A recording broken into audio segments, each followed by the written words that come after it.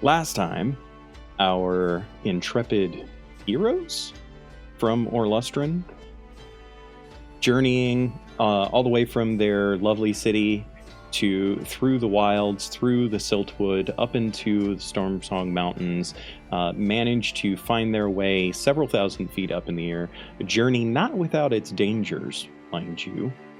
A journey that was fraught with them, no less, and caused a great deal of physical and mental consternation for our good companions. But persevere they did, and they managed to make their way all the way up the second peak of the Stormsong, where they located a unique discovery.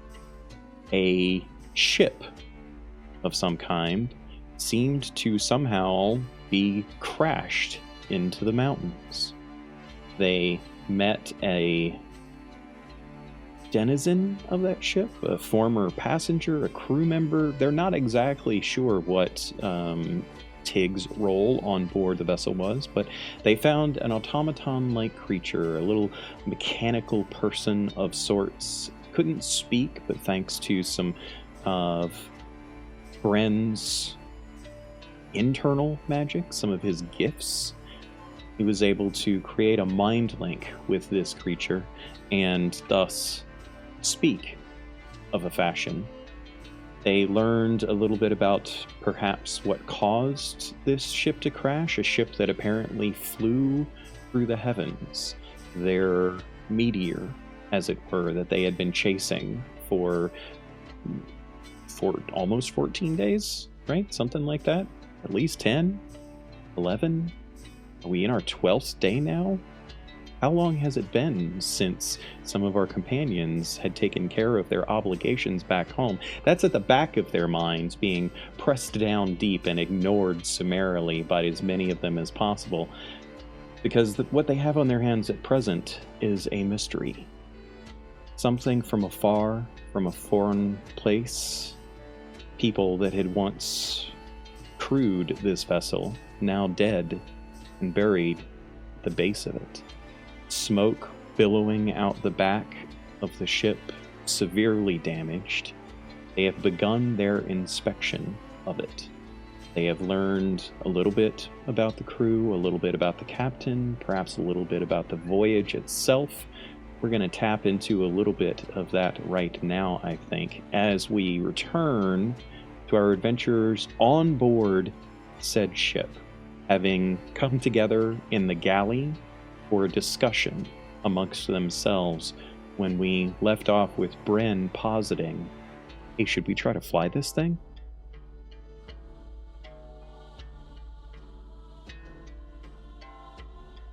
Well, my friends, there you stand. Question before you. I mean, it's not within character to suggest it, but I don't know. Maybe you guys are rubbing off of me. It does sound a little fun. Okay, also out of character, how? It's already flying, so... We're 10% there. Yeah.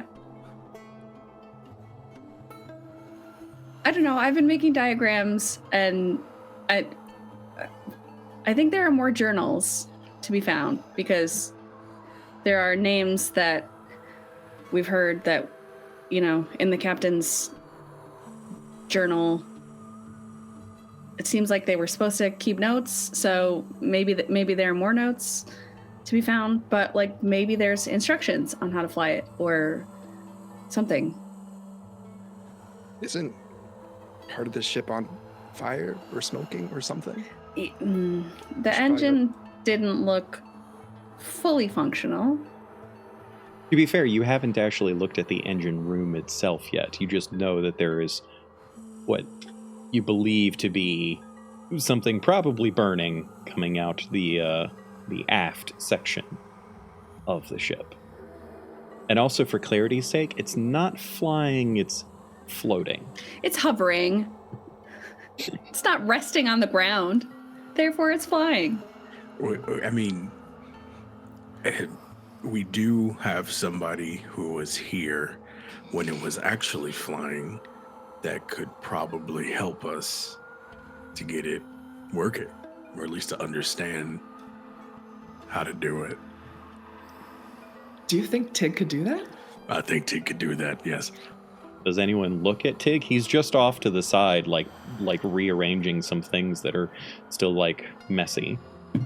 I feel like all of us like after Yep, that all of our heads swivel. Yep.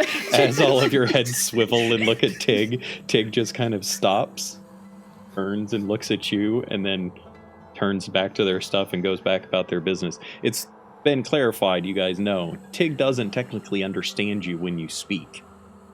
They only seem to understand Bren when Bren does his mind link. shift back to the table, all huddle. I mean, could be fun. Who are you and what have you done with Bren? I was waiting for that. I mean, okay. Yes, I was very apprehensive of coming into this forest. Yes, I'm still very upset about some of the situations that we all have collectively placed ourselves in. But benefit. I mean, and then turning to Vi, you wanted to fix your boat and you wanted to get out of here. Yeah, man. This is different. This isn't a boat. This is... I don't know what this is. It's kind You. of a boat. Yeah, pointing over to 80 and you. Adventure, right?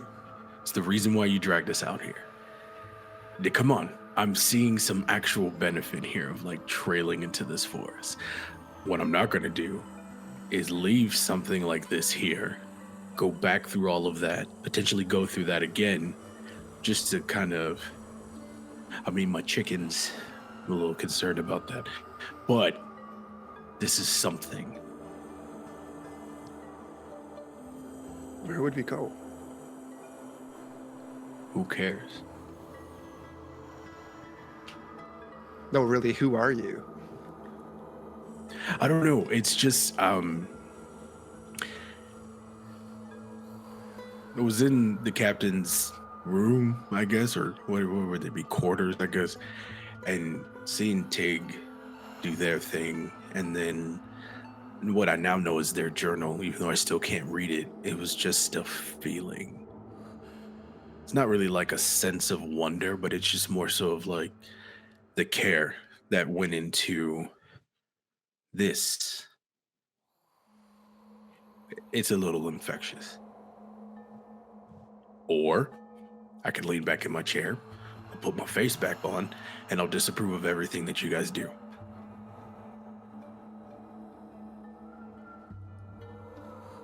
I don't want that, but Are you sure? I'm. It's fun for me. This is very different. Very different coming from you. I kind of love it, but also, if you're like this, do we stand a chance? No. But I can't fly this thing if that's how you do this by myself. Can we fly this thing? Probably not. But wouldn't it be worth to try? And crash into a mountain? Like,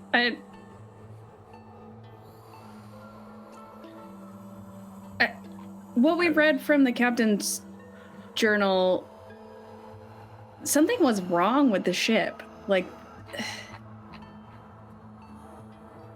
there were weird signs. Can we fix it? We don't know anything about this. I feel like we should probably ask Tig if there is a way to fix this. I mean, I'd rather us float down from this mountain than have to make that trek again, honestly. It's an idea. How do you think the rest of the town would react to a very large floating object hovering over all of them?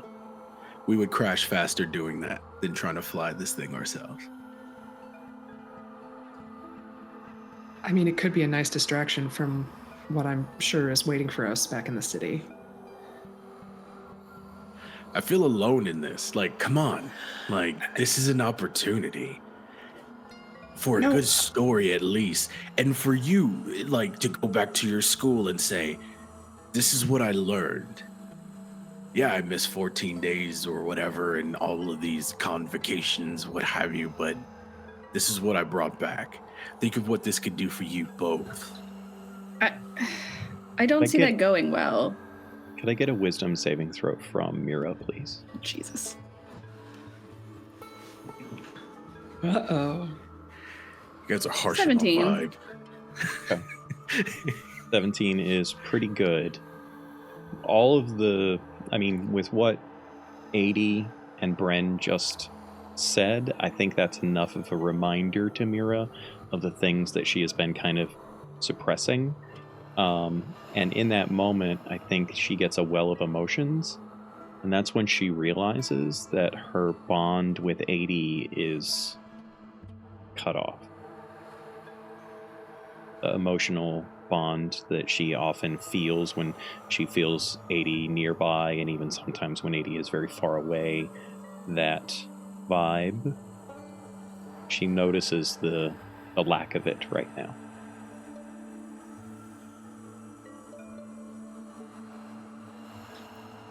I'll just sort of stand there for a minute and then look over at 80. Are you on board for this?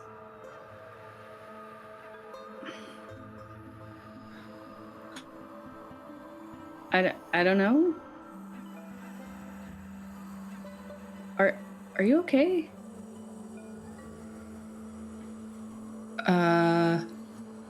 How so? That's a big question.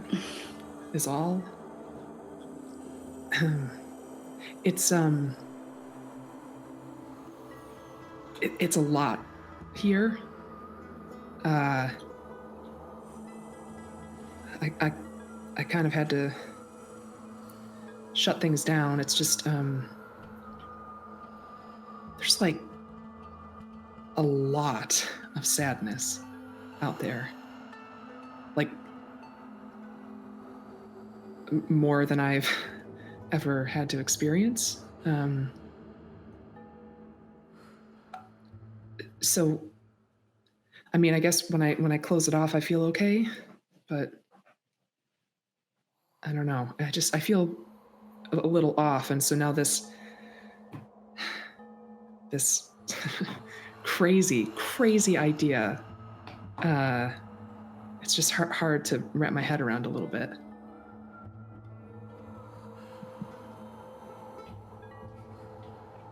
It is extremely crazy in comparison to what's already happened. How much crazier could it be? I mean, just think about it. And he turns over to Vi and he's like, seriously, think about it. This is an opportunity for you. This is an opportunity for all of you. Still directing to Vi. No regrets. And Vi will know that and will respond. Only great stories. But are you sure? No, I'm really not. And I'm nervous about this too, but again, I don't know. It's just the feeling that I had in the captain's room. Little spark. I think it might be safe to say, guys, that this might be the most excited you all have seen Bren.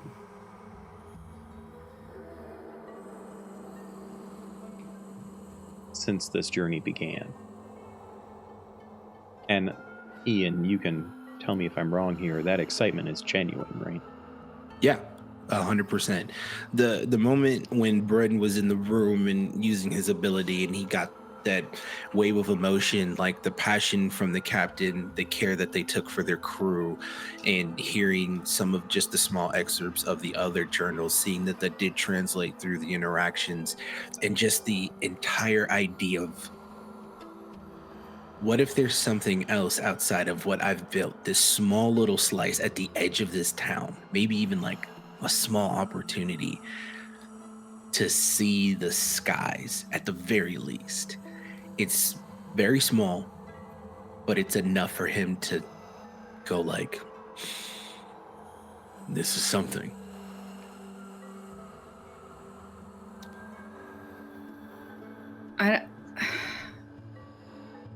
I know you're excited about this, but I don't like this. I don't like that my sister is having to shut me out. That I mean, I'm not shutting you out. I'm just kind of. you are, because you're shutting everything out. Because it's sad. You said because it's sad. Yeah. What's to say that this ship isn't cursed and it's gonna follow us?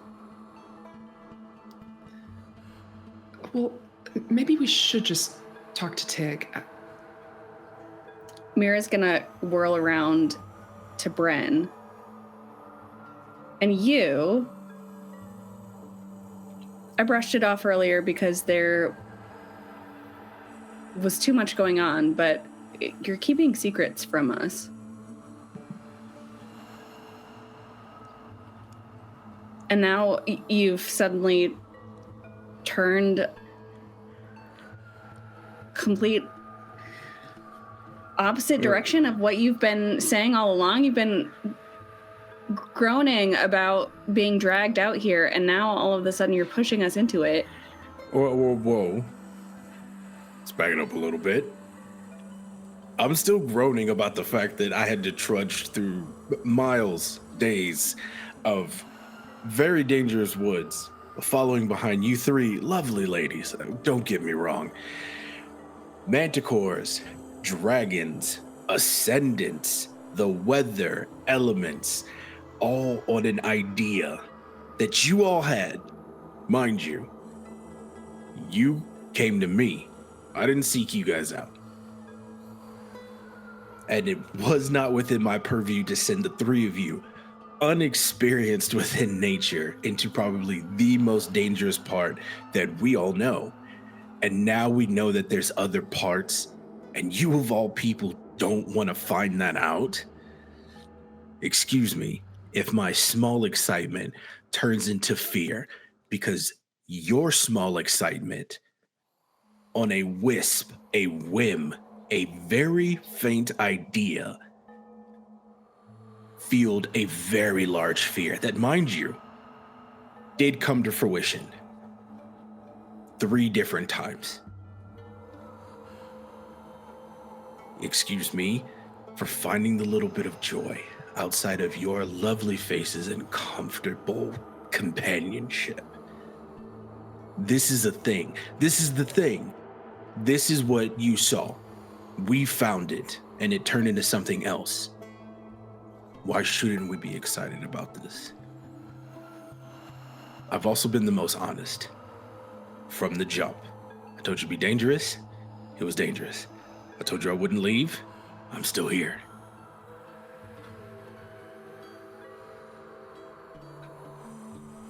Jawline, though, like, I understand you're excited, and I know that we all got you into this, and I think we've all learned,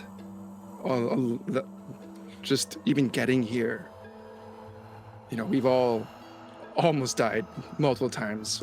Of course, we're going to be a bit more apprehensive. Like,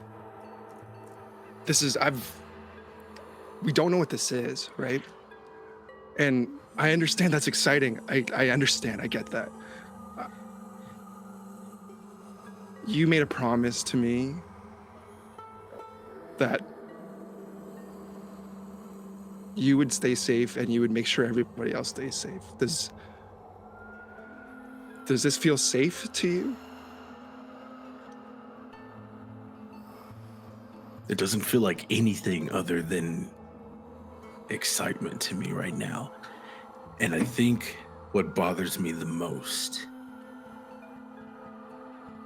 is that the three of you cannot see what I've seen this entire time. Especially you, Violet. The amount of growth the three of you have had in this short trek. And it all started from your genuine excitement. Whether it was to see something new, whether it was to experience something new, or if it was to help someone. And if that was enough for me to go make sure that you're okay, just to help someone is what got me up here. These are the fruits of your own excitement. And now I'm being torn down for mine.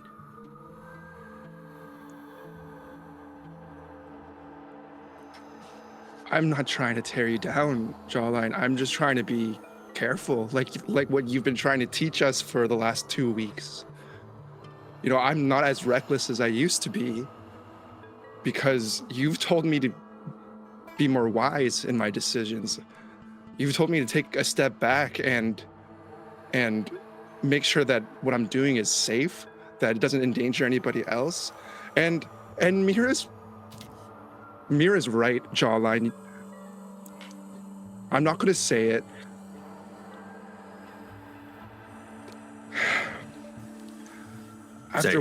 After what you told me the other night and the way that you've reacted to whatever it is, and I know what it is, I can't believe you brought it with you. And like he shoots a very like stern look, like if you can imagine, like the shadows of his face got darker. And he went, "We all carry something." This is what I'm talking about. What? What? Oh, What? We all carry something. And it's for us to work through. But that's not what we're focusing on here right now. How am I supposed to take some airship into the skies when you can't even be honest with us? What have I not been honest with you about? You're hiding something right now. There are things that in this current moment, y'all will not understand. And I think the two of you have the closest inkling of that. You've been hiding something this entire time, not from us, but from everyone else in town. All in the simple fact of your love for one another. And now I'm the villain in this because I have my own things. None of my own things put anyone in danger other than me. You all are hiding something. This is not the time for that to be deflected to me.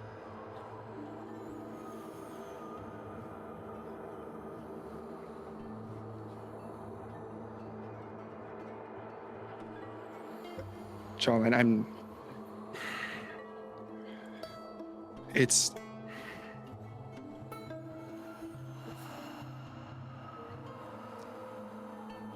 finding it hard.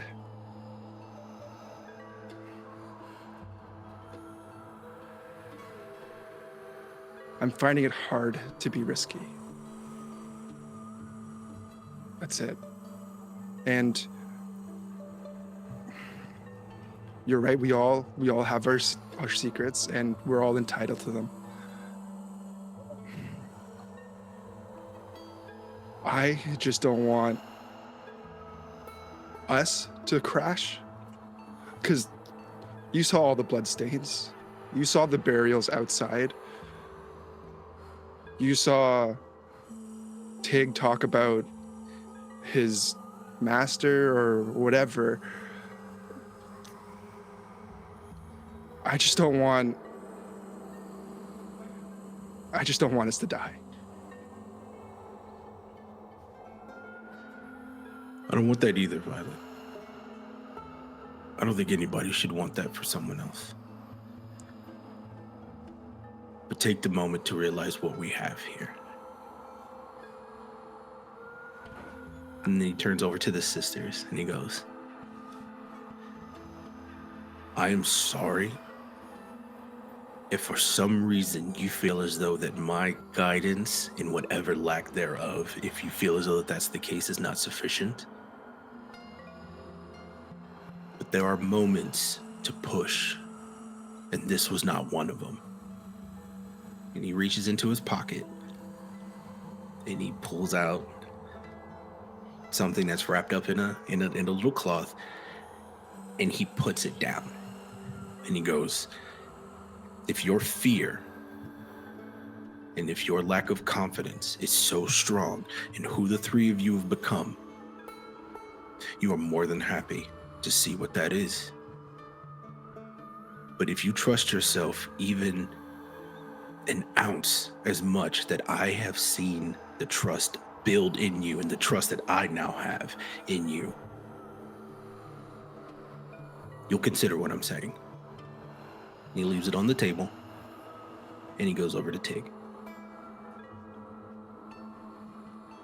As you turn and look at Tig, you can see that Tig has stopped mid-moving a piece of debris and is watching all of you. Tig's face is expressionless. It doesn't move, it doesn't change, but it feels to you that there is a trepidation there, just in the body language. And I need for 80 to make a wisdom saving throw, please. Okay.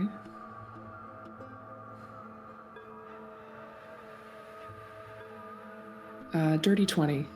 Okay. 80's very good at blocking emotions when she has to now. She's good at it. She can shut it down. She used to never be able to do that. It was almost overwhelming for her for years. But now she's got a handle on that. She feels her wall pierce just for the briefest of moments. And she feels a sense of fear kind of dribble in through that crack before she's able to kind of clench her teeth and shut it back out. She doesn't think it came from Tig.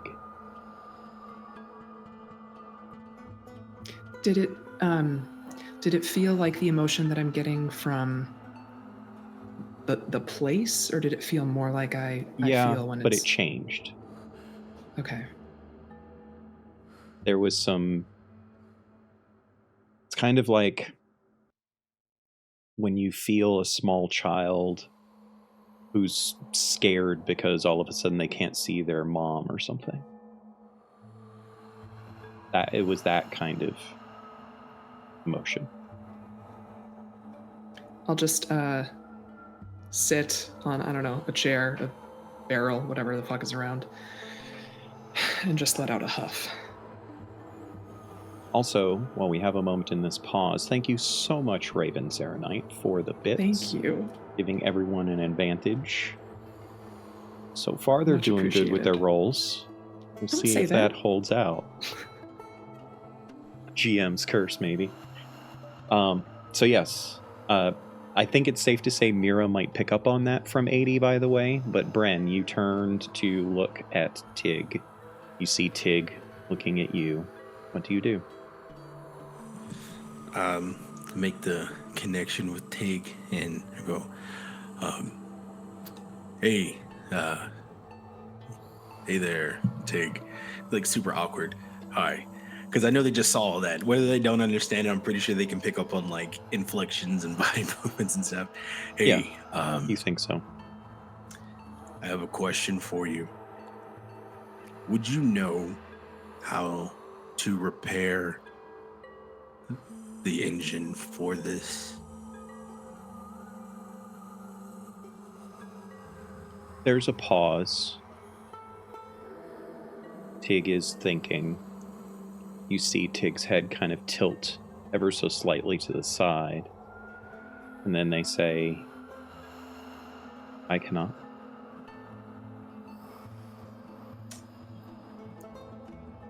You can't fix it, or you don't know how. Both? Damn.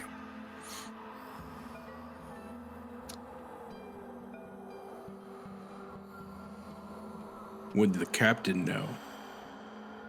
No.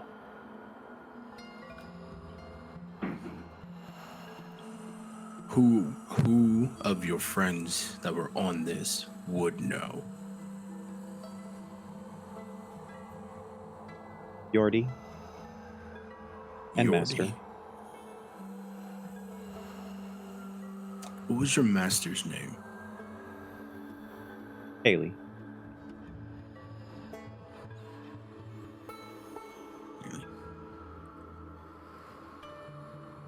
Thank you, Tig. I'm sorry to have bothered you. It's okay.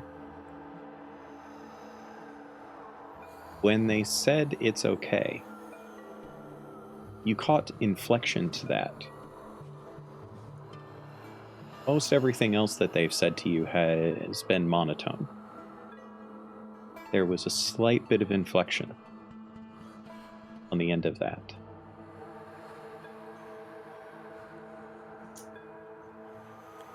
Kind of turns back to Tig. Tig, your insight is important for this, and I want to take the opportunity to thank you for leading us here and helping us this far. And I'm pretty sure this won't be the last time that I thank you, because we are going to need your help on a couple things. So I just wanted to let you know that. Okay.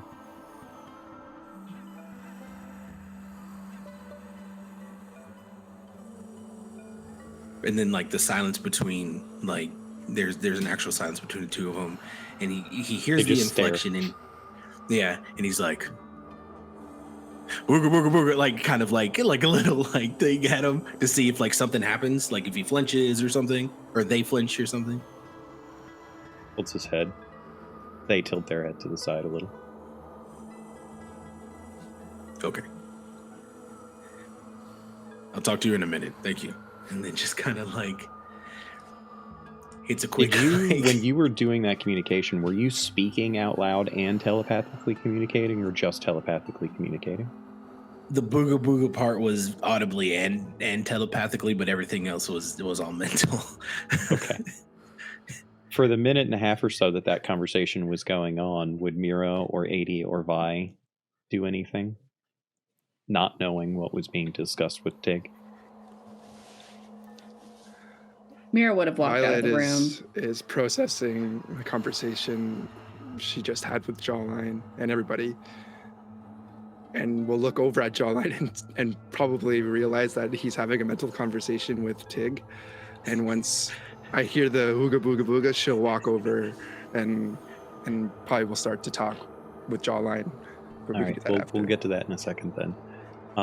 Mira, where do you go?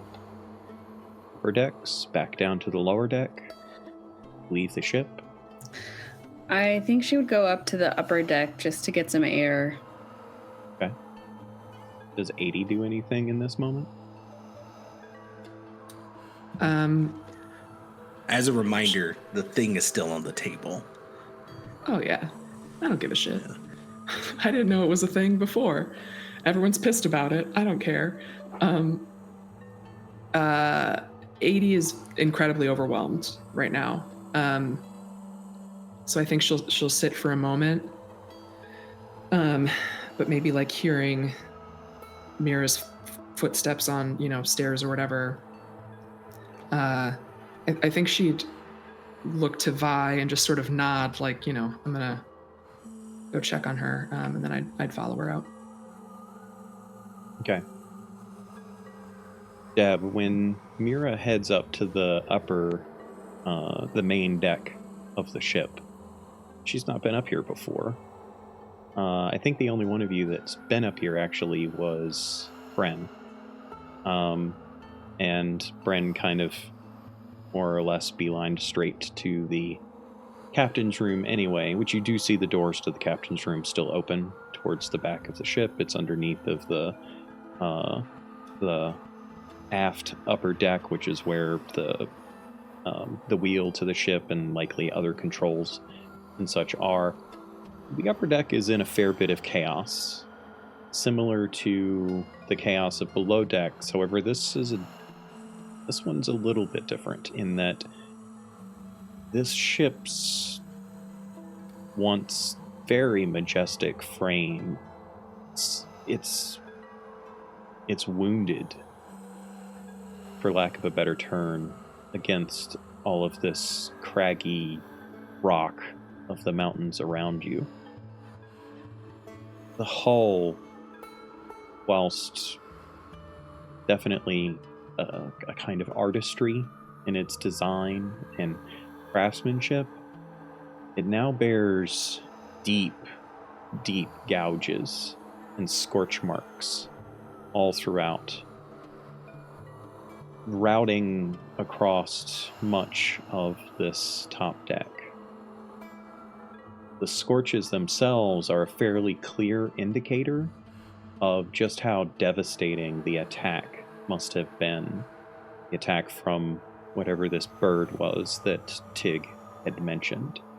And I think Mira in this moment is able to fairly easily wrap her head around the notion that whatever attacked the ship, its claws were likely the size of her.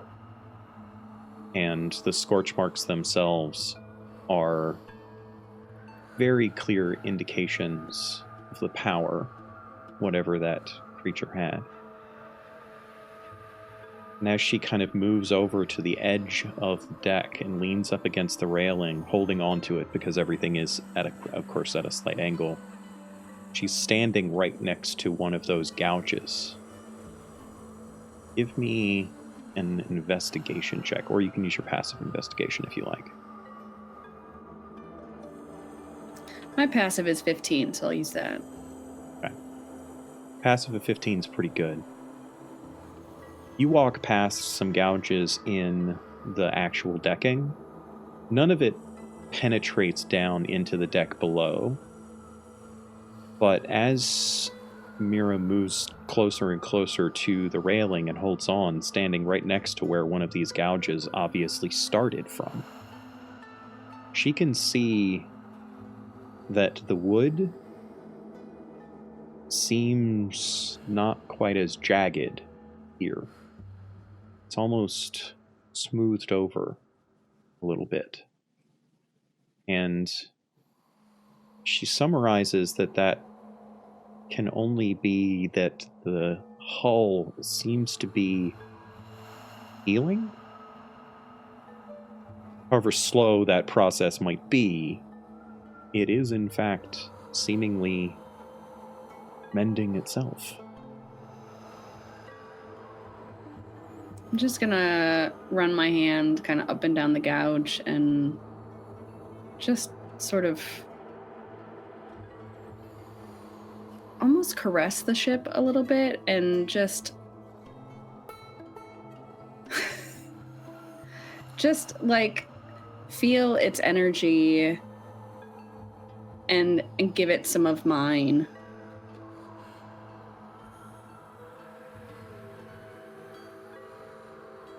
Give me we'll call this a charisma saving throw.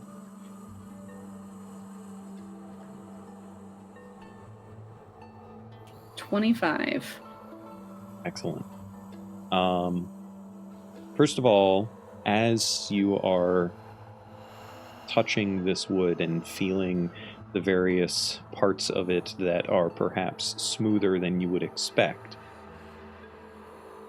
you are intrigued at the notion that it is definitely healing. It's almost like having a wound on your body that is closing itself up over time. And as you start to reach out with your own kind of magic, as you tap into that magic, you feel Orlustran's light within you again.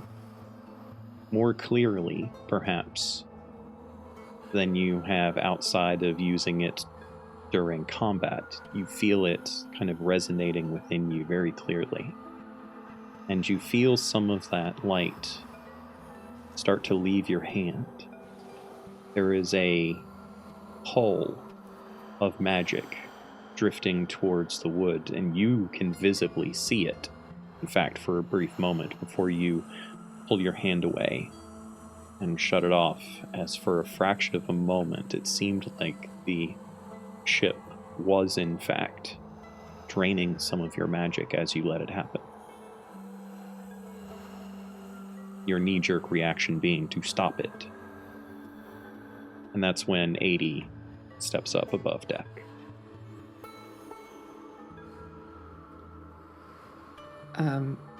I would just go over and just stand beside you for a bit.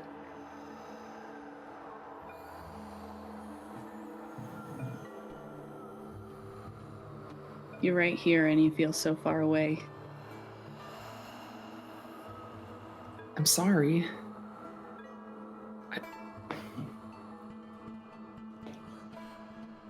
I can feel people. But this is like the whole place is just like screaming with grief. I've never felt anything like it. I'm sorry, but I can't. I don't blame you. I'm not mad. I'm worried about you.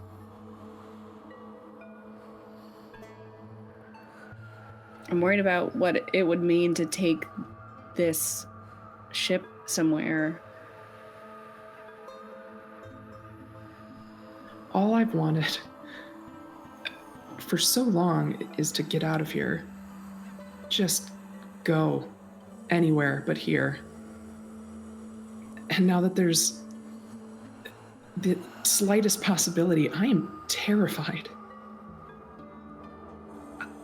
I don't know what to think, and I feel bad that Bren's not feeling supported in this, but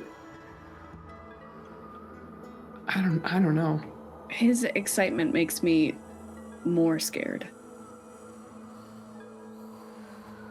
I get it though. He wouldn't talk to me much about his magic, but I know he has to feel some of what I've felt in all this time. I don't know how long he's... I'm sure he wants to get out too. So I get it.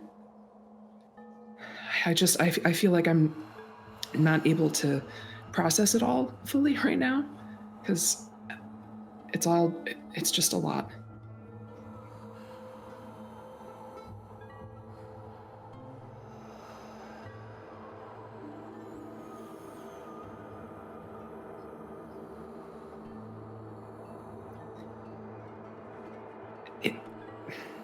If we could figure it out, if we could find a way, if Tig knows something, or if the journals give us any information, and we could try to make it safe, would it change your mind?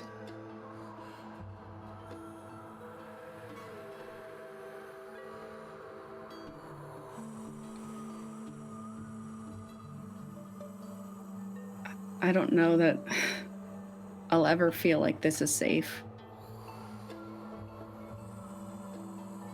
But it's not safe here either. This was supposed to be a fun, stupid excursion into the woods. It was stupid. Home again.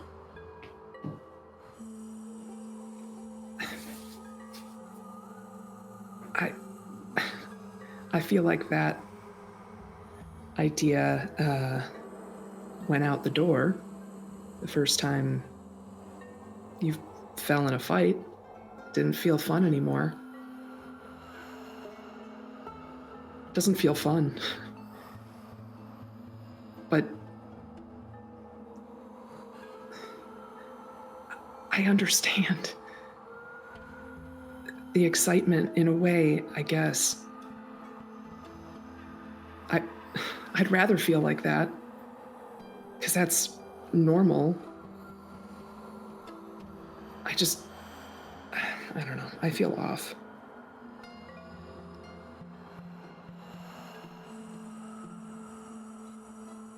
We don't know what's out there. We don't know.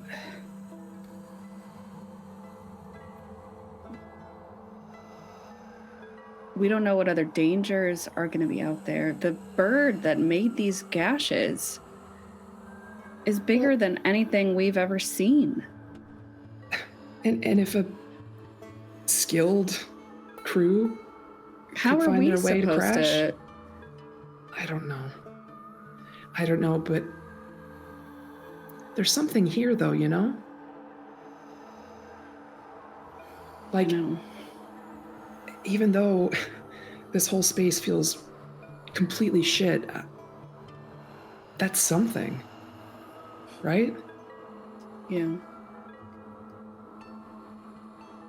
I don't know what to think.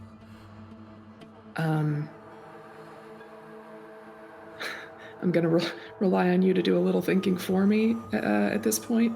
So, you know, whatever you think, you know, I'll, go along with you.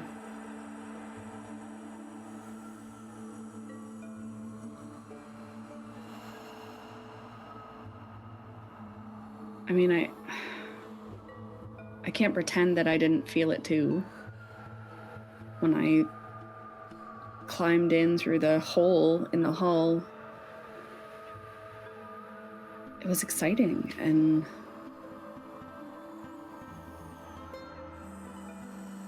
I just don't know how to balance the excitement and the fear. God, the fear is fucking awful. I liked it better when I just didn't give a shit at all.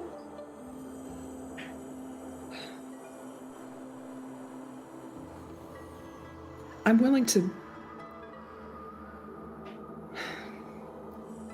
try, with the caveat that I'm also willing to turn back at any moment if it turns out that it's stupid.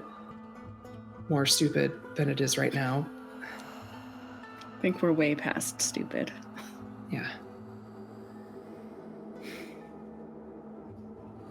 I want to know what Vi's thinking. Should we go find out? Do you feel better? I can't tell. No.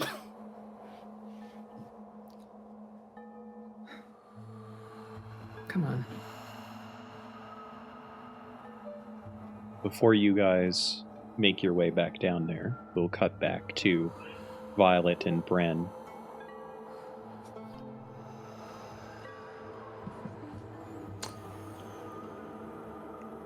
Did they pick it up? No.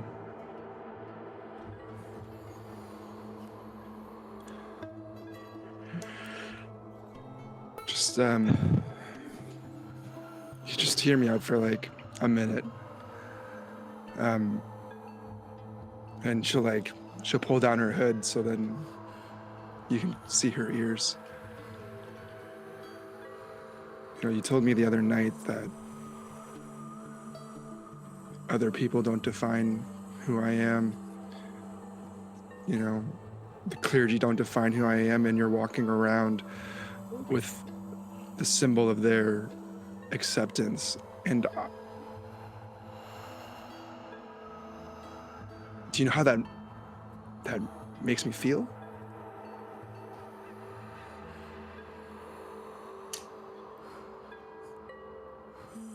No. I can understand how that makes you feel. And he goes over to the table. he picks it up, still cloth, and he puts it back in his pocket, and he goes, I don't hold on to this because I'm proud of it. This came to me at one of my worst moments.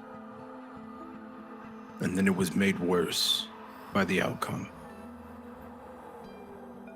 Violet, I don't live on the outskirts of town in a farm by myself because I like it. It's not fun for me. I'm used to the living. That is a prison that I've built for myself, Violet.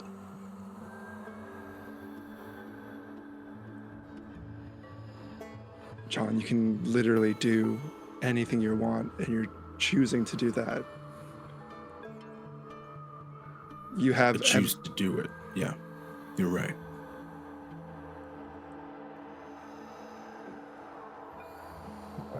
The choice to live like that, the choice to just run away, the choice to be able to just start a farm and have no one bother you. That's a privilege that I can't have. That's a privilege that a lot of people cannot have.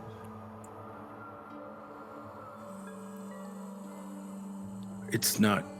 I understand that it looked like a privilege because I own a small piece of land, by the way, that was given to me after losing my father.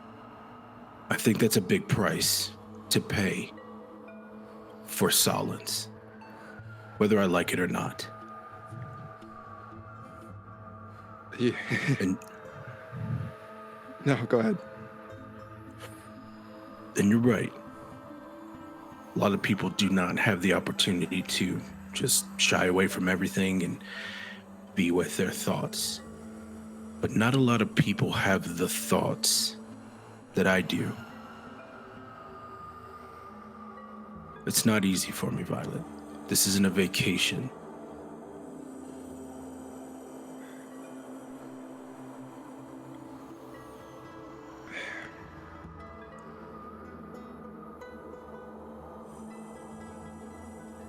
I know, Jawline.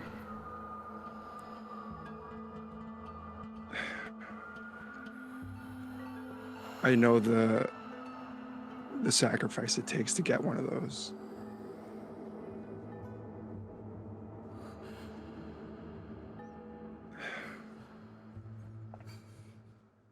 I know you told me not to look for my mom in everybody I find, but I see it in my friends upstairs, and I see it in you, and she died before ever wanting to get one of those. So I understand, Jawline, but I just don't understand why you bring it with you. Because it's a reminder for me, Violet. It's a reminder of what this scudding Imperium is. And that even in a moment, a lowest moment of somebody, they can still force you to do something or be a part of something that you want no partaking in. And whether it's positive or negative, you're at their whim. And Yeah, your mother, probably the strongest out of all of us. Then he unwraps it, and then he shows it to you, and you know what it is. And it's still bright, and he looks at it, and he goes, this is not a gift. This is a curse. But every curse has a silver lining. Because when I put this next to you, you know what I see? Come on. What do you see? I see you. and that shines brighter than this.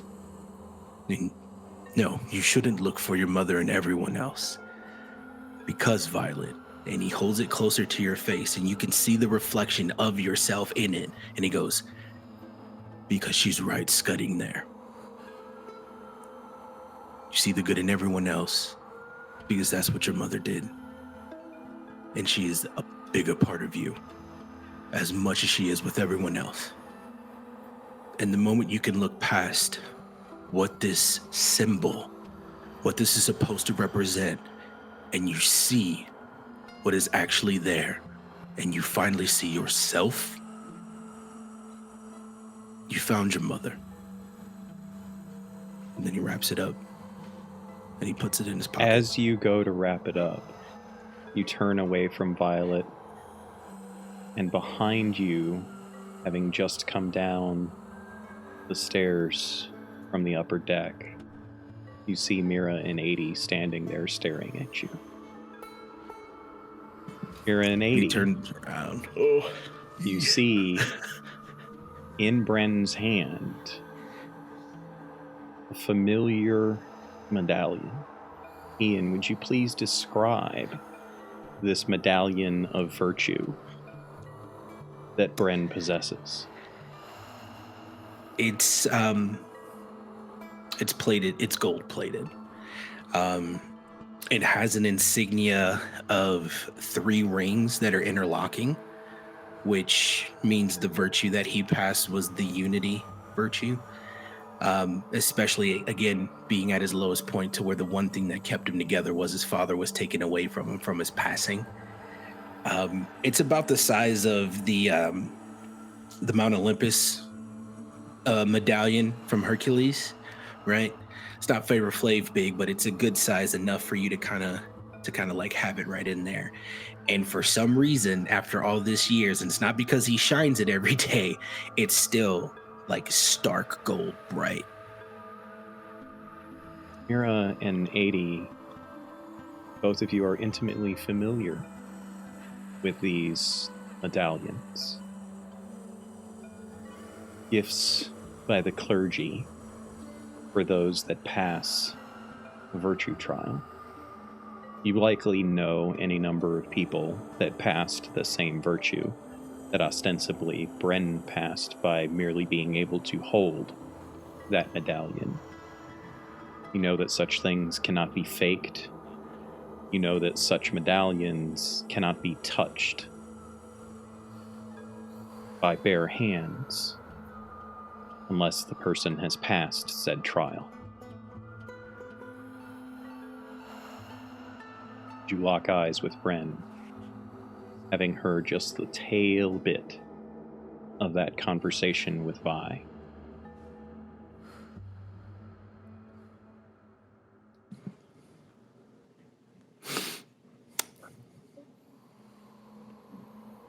Is this what you saw?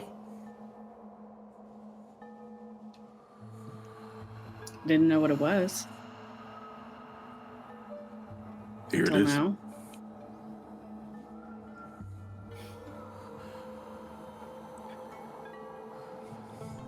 Look, Jawline, I know you say it's a curse, and I know the clergy calls all of us cursed, but what my mom used to say, and she was old, right? She used to say, they're not curses, they're blessings. And maybe you're right.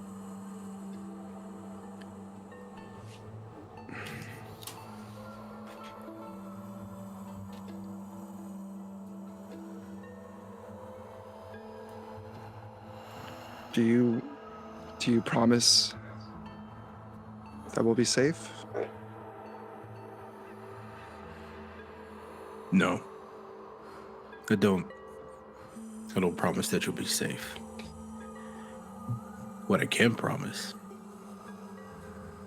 I'll do everything to make sure that you are. That I can promise you.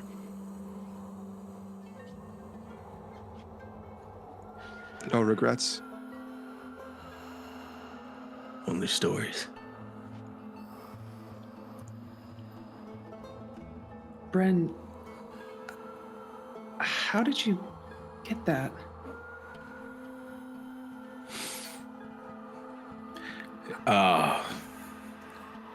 Now's as good a time as any. Sit, please. My knees are starting to hurt again. I was young, very young. The village that I live in was still kind of starting out. My father's farm that I have now was probably one of the main places to get certain things. It wasn't much, but people came to him a lot. It's trusted. He was funny. He you ever talk to somebody and even though they're telling you something that really isn't the best, there's still a twinkle or a smirk or an inflection that you kind of just knew everything would be all right, He was like that to everybody. And that's who he was. And time takes us all. And as he got older, he could do a little bit less around the farm. He died. We'll say he died what he loved doing. Just being amazing. It was hard for me for a while. I let things go around the field because everything was a reminder of me not having him. And then it was that time of the season again, and we don't live close in the city, and we're always the last ones to either hear or even partake of it. And honestly, there was nobody there who was even interested in it. But the procession came, and it looks like we were the tail end of it. Everyone looked tired and really not excited to be here. It was more of a formality. We all gathered in the center, as we normally do. But for some reason, this season, I wasn't having it. And I told them exactly what I was feeling.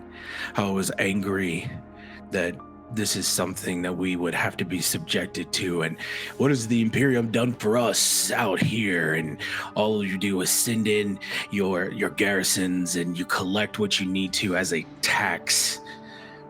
And whatever's little left, we have to live off on and hopefully make the trek into town and collect coin. But we had to follow. We had to stay in line. And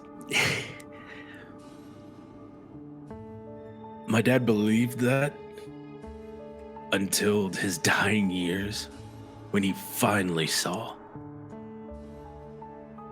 this is all nonsense. And I told him. I didn't like that much. Right? You tell somebody with a big crown on their head and a nice shiny sword that they're full of shit, and they don't like it. So they decided to make an example out of me and subject me to the trial.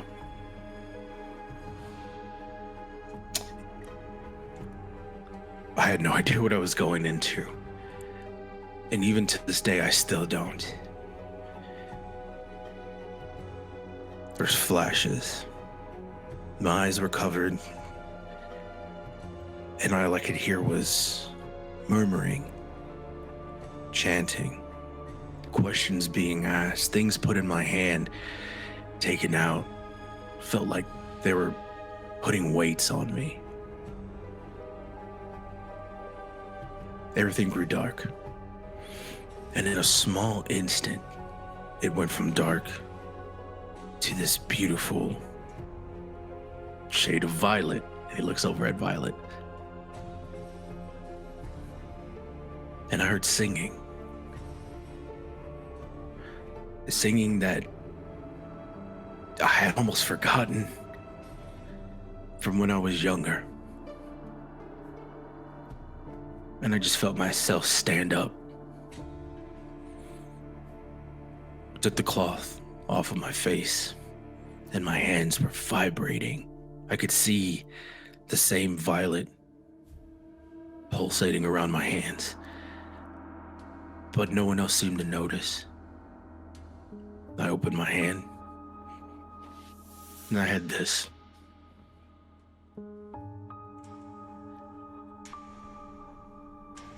To my surprise and everyone else, I had passed.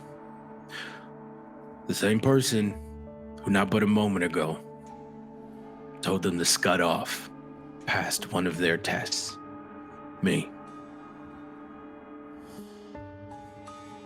I'd like to say it got better, but it didn't. It became a spectacle within the town.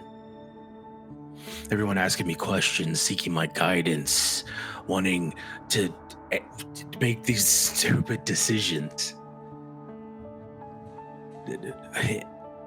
I was still young, and I was still so confused about what happened. I isolated myself. Something didn't feel right about me passing. And in that short time, sleep didn't come easy.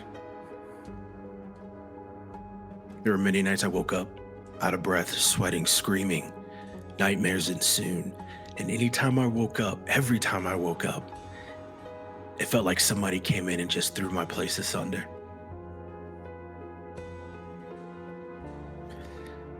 It wasn't until I picked up an old book of my dad's, and I just held on to it, and I focused on just the memory of him.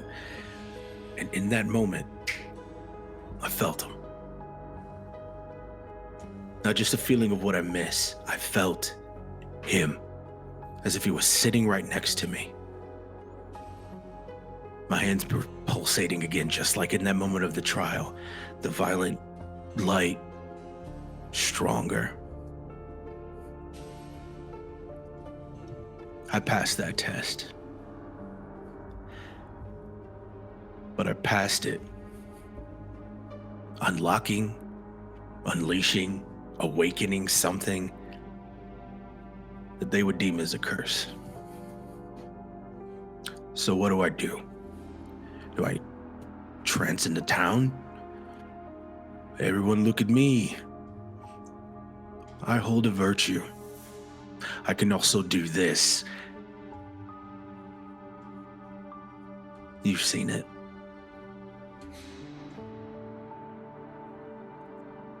What was I to do?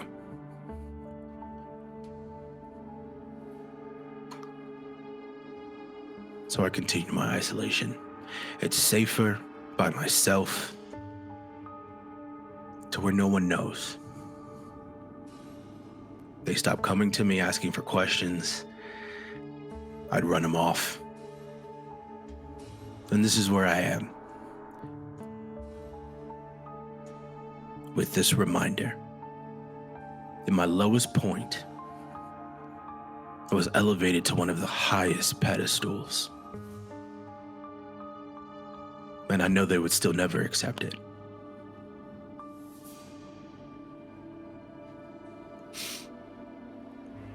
We all have Can I hug things. you? Yes. I'll go over and just hold on to him tight.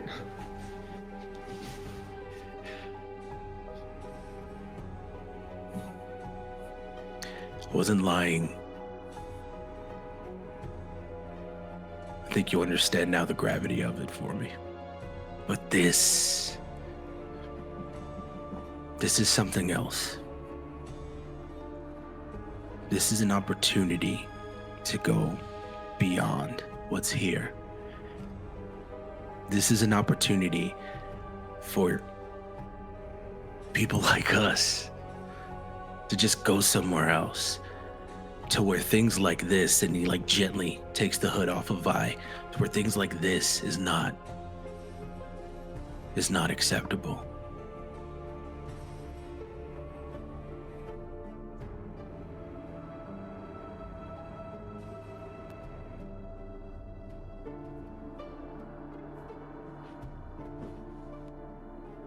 I mean, everybody I love is in this room right now.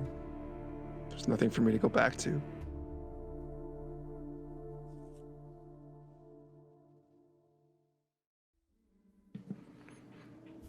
I mean, I still have the chickens, but I'll figure that out. Yeah, there's Bandit too, but I'm sure he'll be fine. Yeah, he's pretty good. He's pretty good on his own. Come on. Look at what we've seen. You don't want to see a little bit more?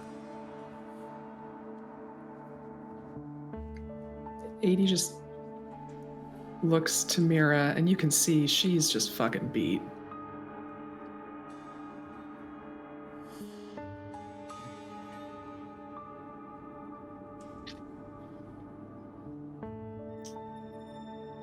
I'm scared out of my mind. But I'm willing to try.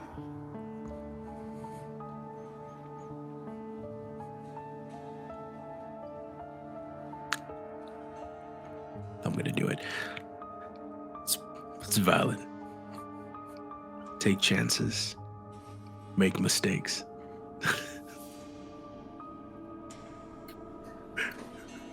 And I was waiting for somebody else. Yeah, get messy. Yeah, I was waiting for somebody else. It was getting stuffy. I'm sorry.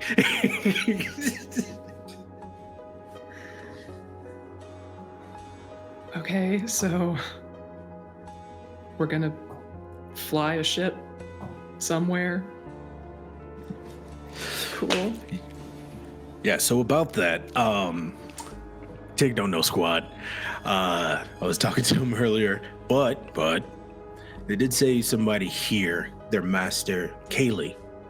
Didn't we find something from them? Her name was in one of the journals, but I haven't found anything. Maybe we didn't check the engine room, so maybe down there. I don't know. Yeah. Well, what if we just find every piece of information we can here and just like lay it all out and take a look at things and see if it's even possible? Worth a shot. try to find every book or scrap piece of paper and just kind of compile it all in the mess here on one of these tables and try to figure it out. Yeah. That sounds like something to do for tomorrow. I am beat. For what it's worth, it's only like 2:00 in the afternoon at this point. I need to take a midday nap. Gotcha. 100%. 100%. So, Bren goes off to find some place to nap. At the back of this room, there are crew sleeping quarters. Oh yeah, I don't even think he lays down. It's just more so like he leans up against the wall and he's like, yeah, I'll just rest my ass for a little bit. Okay. Deb, can you remind me which journals Mira has right now? You're muted. Yep. Mira has the captain's journal, helmsman Remy's journal, Branven's journal, and Taven's journal. Gotcha.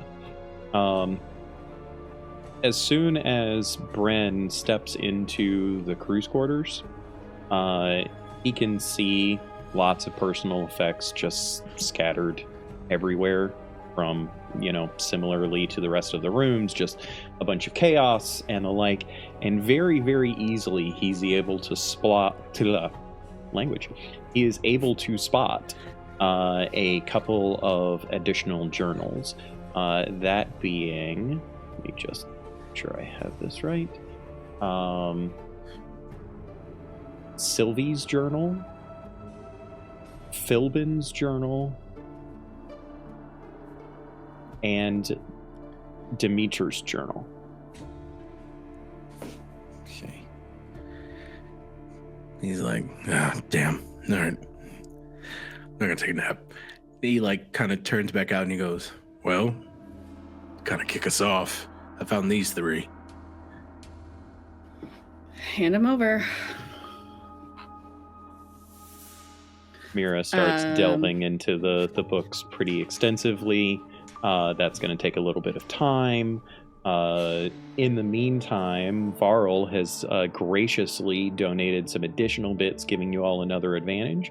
We're going to have some rolls coming up here in the near future, I think. So we'll see. We'll see how much they put those to use. Is Bren actually going to go back to trying to take a nap now after he located the journals? I think he's going to look at everybody and see that everybody's jumping in. And he's going to go, all right. Just kind of sits down and he's like, okay, what do we got? What do we know what Mira is doing? She's knee deep in books. What are the rest of you going to be doing in the, we'll call it a short rest that Mira is taking to do some light reading in a language she's not supposed to understand that somehow she magically can?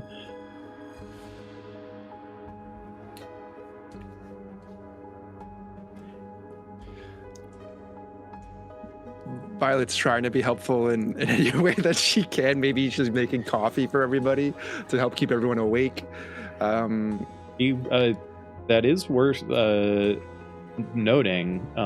Violet would see the extensive kitchen and also spot perhaps another percolator that she saw Tig use the night before. She'll definitely try to do that. Yeah. Vi starts setting up the kitchen. This is probably one of the more well put together kitchens that Violet has ever seen, considering the very, very tight space that it is. Yeah. What is 80 going to be doing then? 80 will probably, oh boy,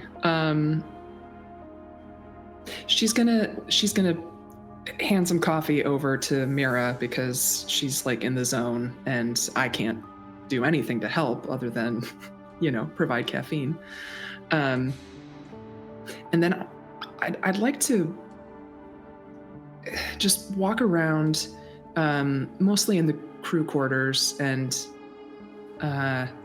try to get a better sense of the people apart from what they've written in their journals.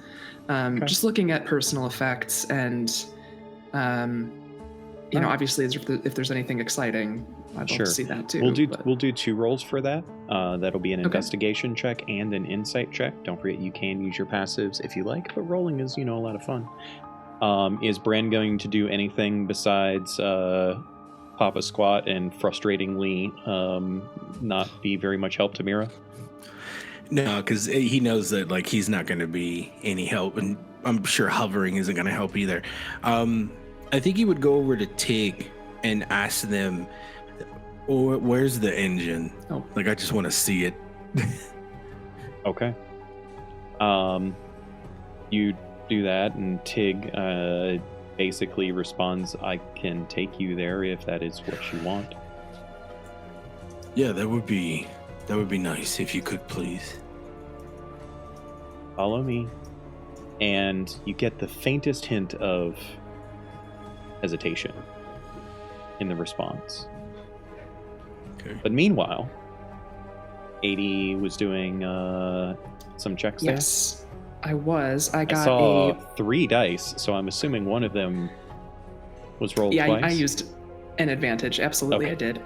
So that was a 14 on investigation and a dirty 20 on insight. Wonderful. So you know that the crew space is divided up into several sections on this ship, right? There's the crew sleeping quarters that are adjacent to the crew cabin, which is where you guys were just having all of these discussions. The crew cabin is like the central gathering place for the crew, is based as well as you can understand it anyway. It's where the mess is and some of the stores and all that kind of stuff. Then below decks, which is where you had started, there was an additional kind of crew cabin, although the one up in this middle deck had beds and the one down there had hammocks.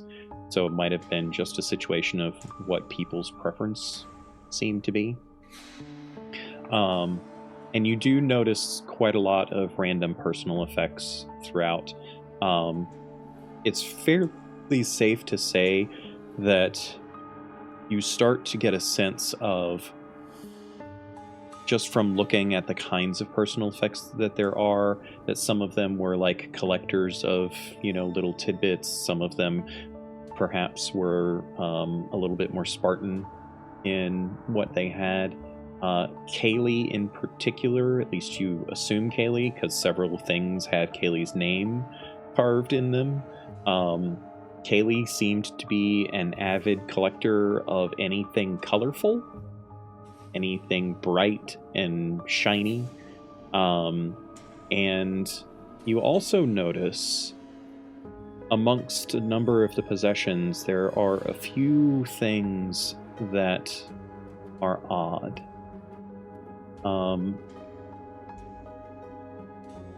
So basically you're like rummaging through stuff, right? And you find items that to 80's intuitively magical eyes she would believe to be magical. But it's weird. They're just lifeless.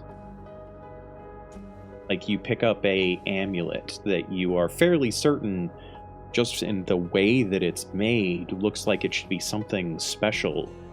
And as you pick it up, it just turns to dust in your hand.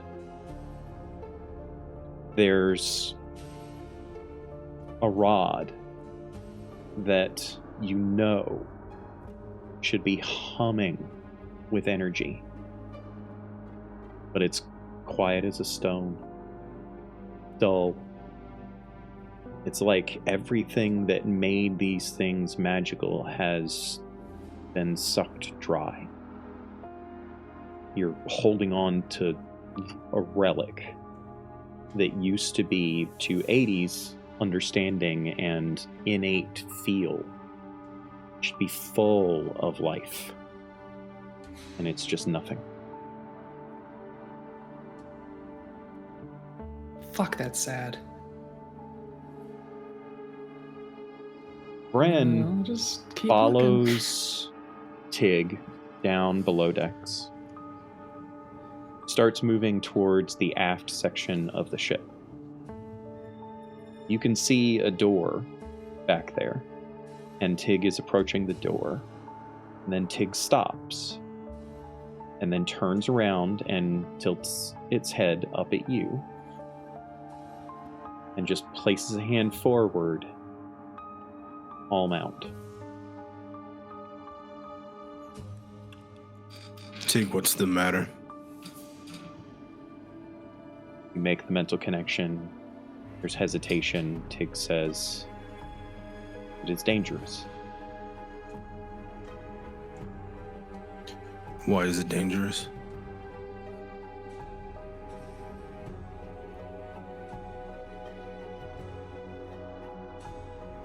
There is fear. There is pain. There is chaos.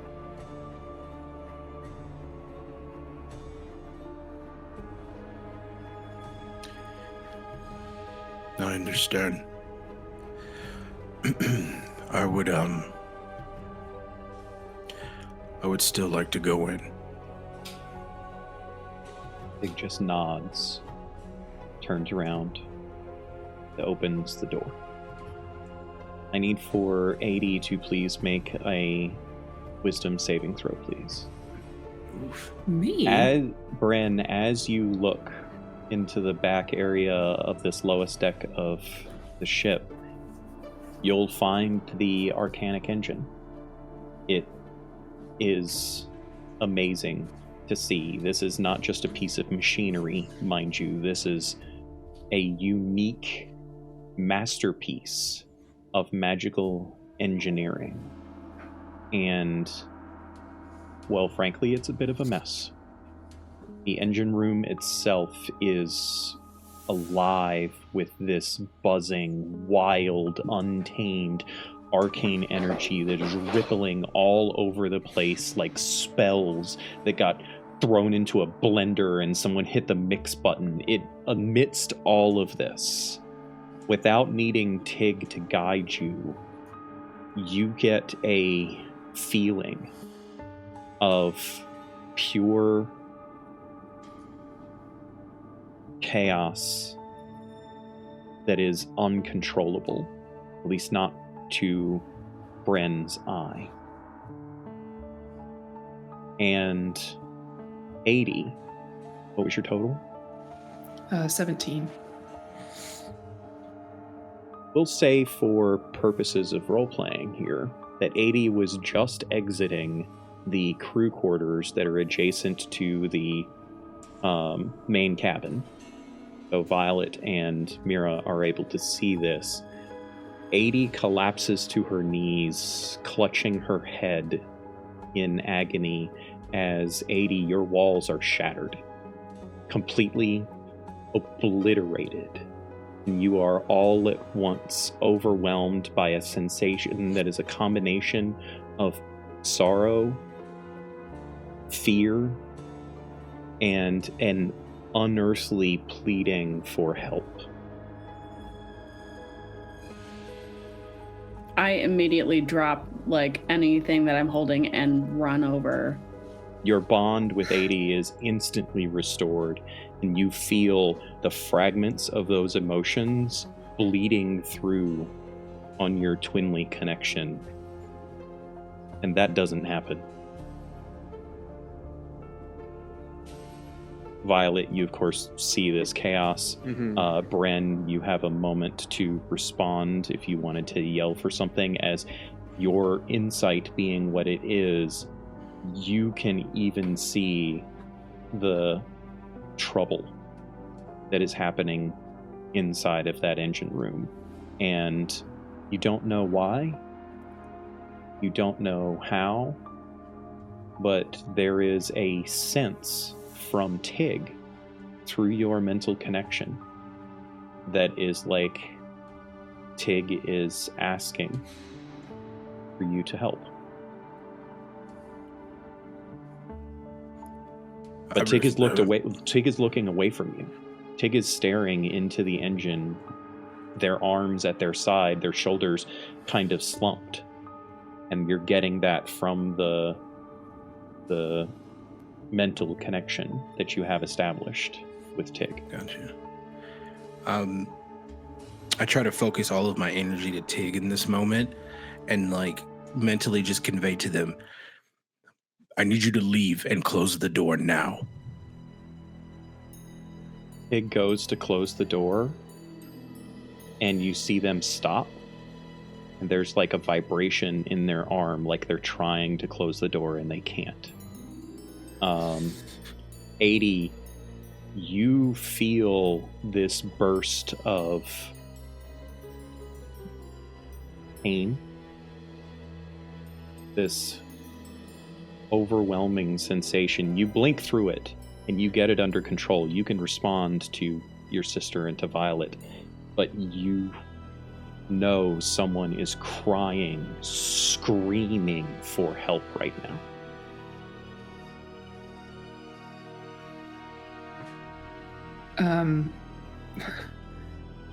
She has she's still sort of clutching her head, absolutely crying, and you can tell that her body is so utterly tense, just like a live wire. Hey, 80, breathe. Just take some deep breaths, or It's so bad. Hey, it's okay. Can you tell me what you see? Tell me what you hear. It's just fucking bad. Everything is painful here. It's okay. You're okay, right? You're safe. You're with us. You're right. That's Mira's passive perception. It's only a 13. And what about Vi?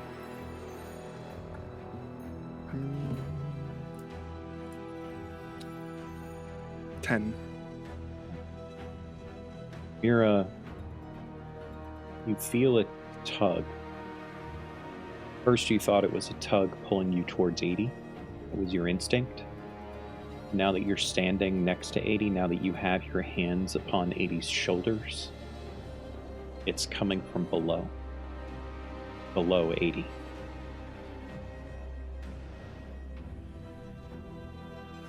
Bren, for what it's worth, there's also noise emanating from this chaos underneath. To those that are in the above deck, it sounds kind of like the howls of the mountain wind outside, which has been, I haven't described that well enough, I think. You guys are many thousands of feet up in the air here, you know, at the heights of the peak, or at the peaks of these mountains. Thousands of feet. The air is thinner, but it is so much stronger. It's so much more powerful. It howls through every possible crevice and crack of this ship. Bren, when you opened that door, for you, all of those howls disappeared, and all you hear is the chaos inside of the engine room. How far is Tig away from me, from them going back to the door? A few feet. I rugby check Tig out of the door, and I close it. Okay. Give me an athletics check, please.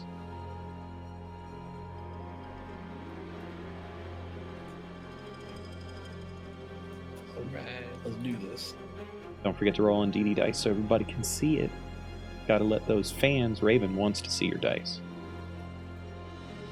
Alright, let's use an advantage. One down. That's better. Yeah, that's a 20, dirty 20. I'm not going to say phrasing on that, Raven. You know it was true. Dirty 20. You are able to rugby tackle Tig out of the way, but as you grab onto the door and go to slam it, a burst of energy flies out, knocking the door completely wide open and sending you and Tig both flying across the cargo hold of the ship. You slam into some debris, you take some minor injury from that, but more importantly, all of you upstairs hear this, for lack of a better word, explosion. You feel the ship quake beneath you. I grab 80's face in my hands and look her in the eyes and say, I'm going to fix this. And I'm going to cast resistance on her and run downstairs. Okay. As you run downstairs, Vi and 80, are either of you giving chase to Mira? What are you doing? Am I still fucked up? It depends on how 80's looking. You're pretty fucked, but you have control of yourself. I'm not saying you have to do a certain thing. You have free will here. It's just however you think 80 would respond to this, probably the most powerful Actually, I shouldn't say that. It's not that these emotions are so powerful. They are the raw form of these emotions. The most raw that I think 80 has ever felt. And she's felt like the emotional screams of a crying baby before. Ooh.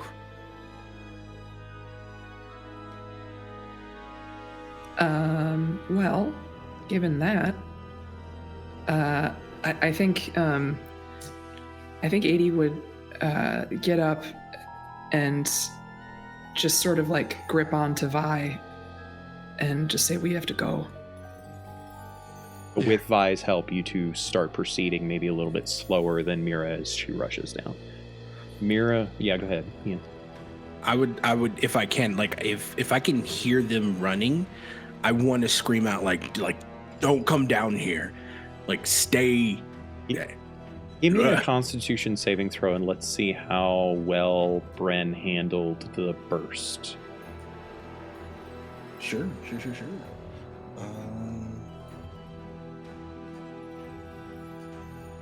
He's not going to suffer any truly deleterious effect here. It's just how much is he going to be able to comprehend that they're coming down. Yeah, that's an 11. Yeah, I don't think he's picked up on that yet. I think once he sees Mira, he'll be cognizant of that, which happens just a moment later. Mira descends down the ladder to come down into this. Mira, you instantly look over to the engine room. You see the chaos of what I described before, and you also see more than that. You don't know how you can see this, but you can see the magical Borealis effect that you had seen when you had your detect magic up, which has long since faded. But you can see it coming from the engine room. You also see Bren picking himself up out of some debris, holding on to Tig. And Bren, you see Mira as well. You shouldn't be down here. I don't know what's Scud going off. on. What can we do? I don't know, which is why you shouldn't be down here.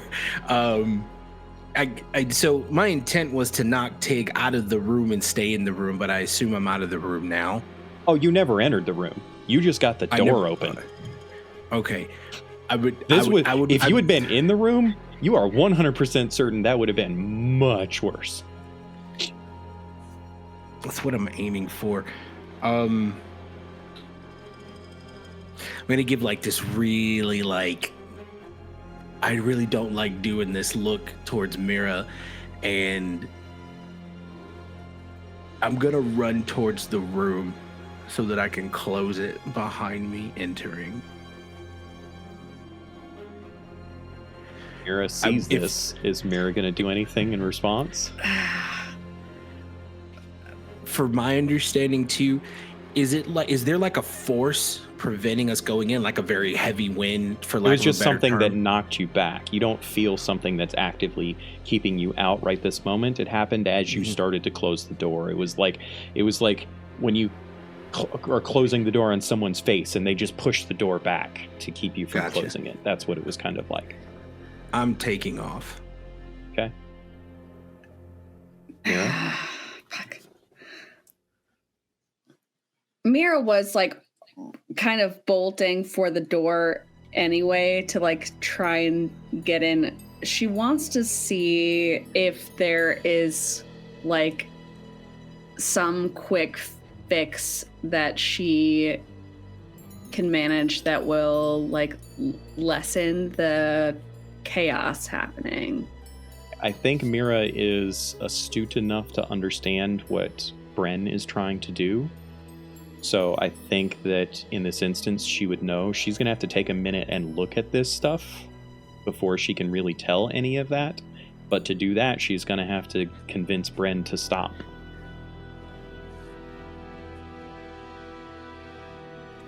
I'm just going to yell at him, "I can fix this, you need me." And then I'm going to cast Mage Hand and try to hold the door open.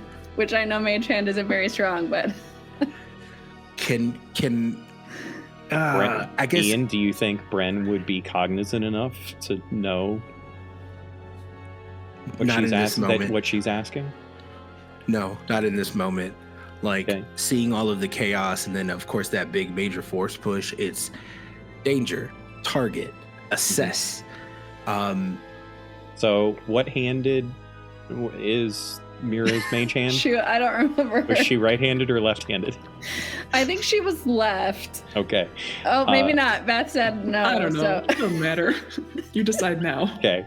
Bren does see Mira's mage hand appear on the door, and he recognizes it as Mira's because you guys had that whole big thing from the night before about whose mage hand was whose and all of that. And I think Mira's was also different colors than 80s, perhaps, but I need then, in this moment, for Mira to make an Arcana check.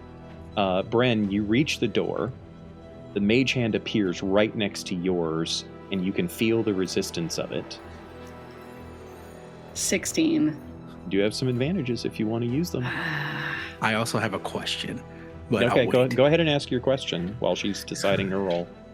The way that this ship crashed, right? It's on the side of a mountain.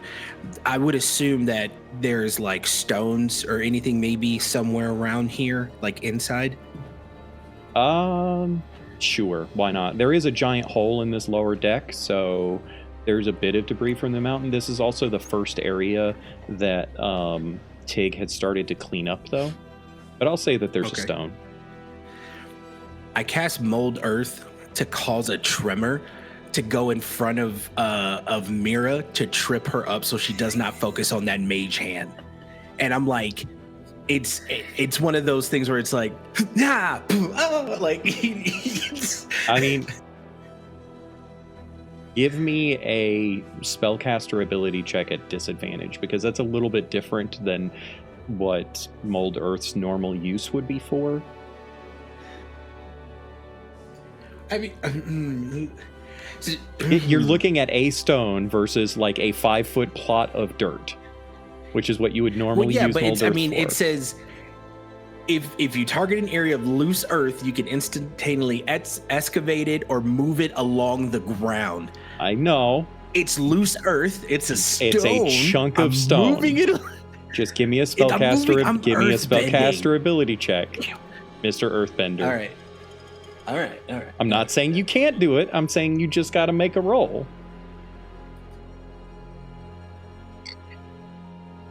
I have another advantage. You're going to use Varl's I want advantage? this to- yeah. I All want right. this to happen. Damn. Have your mage hand. The dice did not want you to do this. Sometimes the dice tell a story. That's all I'm saying. You go Stone to just goes like this.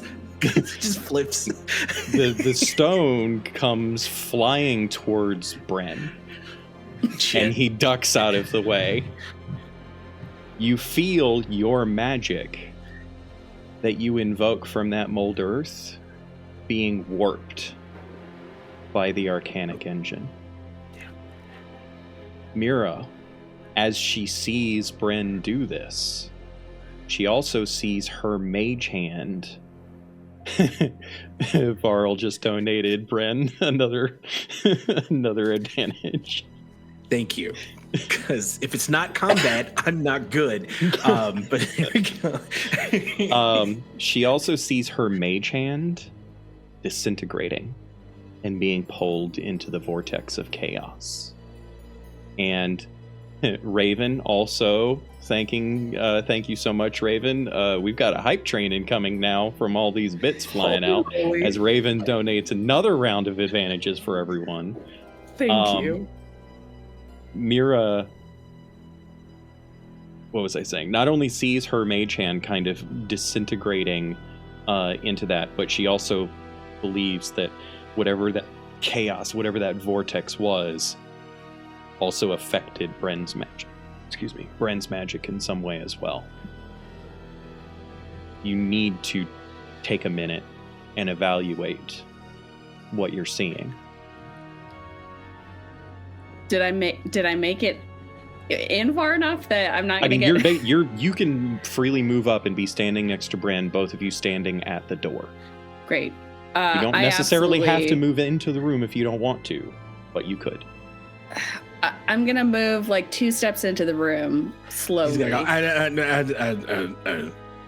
wait a minute. I need for Bren to make a strength saving throw, and I need for Mira to make an intelligence saving throw. Well, actually, no. In this case, it would be a charisma saving throw, not intelligence. I'm gonna use an advantage. That was bad. Hold on, I might have something. Dirty 20. 30-20 is enough. Damn. Oh, I clicked the wrong thing. Good. Hold on, I'm cooking up for something. Okay. What are you cooking up there, Mr. Druid Boy? Oh my! What the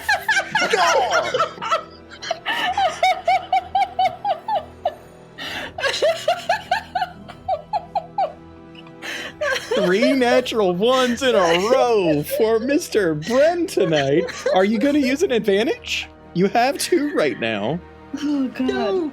No, it just doesn't want me to have this. Just continue with the story. I'm not to be perceived. Incredible. You can't write it. Bren sees Mira step into this vortex of magical chaos and start to fade away from his vision. He reaches a hand out to grab onto her, and a burst of that same magic that thrust the door open as he tried to close it sends him flying across the room with such violent force that he then needs to make a Constitution saving throw, DC 15, to remain conscious. Vi and 80 are helping each other down the ladder at this point as they see Bren flying across the room and Mira disappearing into this magical chaos. Meets it beats. Got a 15. Okay. You retain consciousness, but you are dazed for a second. It's like, getting clocked in the noggin unexpectedly. You shake for a second to get your wits about you as you see Vi and 80 coming down stairs, or coming down the ladder. I think he turns around and he's just like, just don't, wait a minute, just don't. Stay there, please. What's happening? I have no idea. Oh God. Where's Mira? Amir. She's in there. Why aren't you in there? You look over, you see Mira. Well, yeah, I guess Vi's passive perception, it's got to be pointed out to her, so. 80 knows right away what she sees. I'm not in there because she hit me. 80 will. Oh. Hey. Getting a little choked up there? 80. No. It's your emotions. Just puberty. 80 is going to. Fuck. 80 is gonna sort of stumble her way over to the doorway, not to leave Mira by herself. Can I feel? I'll get back to you in a second, Mira. Okay. You got some shit happening, so I'm just giving these people an opportunity to join the scene and see what they want to do. I said don't go to the door. Yeah, all right. Yeah, Bran is picking himself up as yet another one of the girls doesn't listen to what he says and starts making her way to the door. Andrew, is Vi going to do anything in this moment as you see 80 stumbling forward towards the door? Yeah, Violet will probably just help Bren up and be like, let's go. Yeah, we're going to the door. Fuck it. Okay. Mira is currently standing within the magical vortex and is able to perceive everything with perfect clarity. Whereas the others are having a hard time kind of seeing her inside of it, she sees everything. And Every surface of this room is alight with arcana. She's never seen this kind of power in one space before. And she's seen some pretty potent magic at Occam. She's seen people use magic to disintegrate huge statues of stone, just as an example of the power that arcana can do. And nothing has prepared her for standing inside of this. With the arcana check that she got earlier and the saving throw, she's able to withstand the force of it and also understand that there's no control over things right now. There's no semblance of order within. And if she's going to have any hope of trying to get this dealt with, she has to find a way to impose that control and order. And thank you so much for the raid, by the way, Meister Hypester, aka Jack. Thank you so much for joining us. We're getting deep into the bowels of chaos at this point. What would you like to do, Deb? Or what I should say, what would Mira do? Can I feel the 80 in particular kind of moving up closer? No. I want her to stay where she is. You do feel, however, I'll give you this. As you kind of open up yourself trying to figure out where your sister is, everything else is blocked out. Nothing outside of this room is perceivable by Mira. However, you do feel a warmth coming from the crystal that you have in your pocket. And you can feel a pulse coming from it, beating very clearly in tune with your ever-escalating own heartbeat. I'm gonna step forward a little bit more and just start like talking in soothing tones to the engine, and just like, because I think I can tell from 80's reaction and just like the walking into this that like this is where a lot of the emotion is coming from. And so Mira's just gonna like, I can fix this. It'll be okay. And just try to like talk down some of the chaos. And then she's gonna touch. Go ahead and give me a persuasion check, please. Oh, okay. Sure. With advantage because she's had to talk me down a bunch of times? I have. 23. That's the third 19 I've seen you roll tonight. It's been a good night for my dice. Let me get some of that. No, you were trying to stop me. 23. 80 senses this more than Mira does. Mira does kind of feel the chaos diminish slightly, but it's almost like it's self-perpetuating at this point. 80 is able to feel a change in the emotion that is overwhelming her. Some of the fear goes away.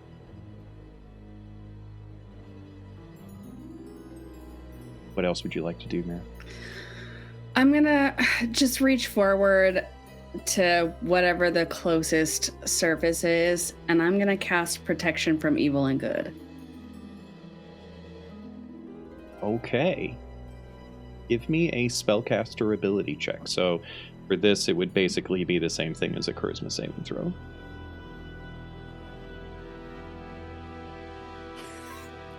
$21. Okay. As you invoke this magic, there's a part of you that is desperately pleading with anyone, with yourself, that it doesn't disintegrate like your mage hand does. And you can feel the strength of this spell almost increased. It's stronger than you've ever casted it. Now, you've only casted it in practice before, and that was when you didn't have a full grasp of magic, and it was fraught and difficult and crazy, and now it is like a work of art. Your hands move, the intonations of your voice are not disturbed by the chaos around you. You can feel the magic arcing through your fingertips and across both of your hands as you place them upon this surface, and runes start alighting along the surface of the engine, the protection runes that you summon forth.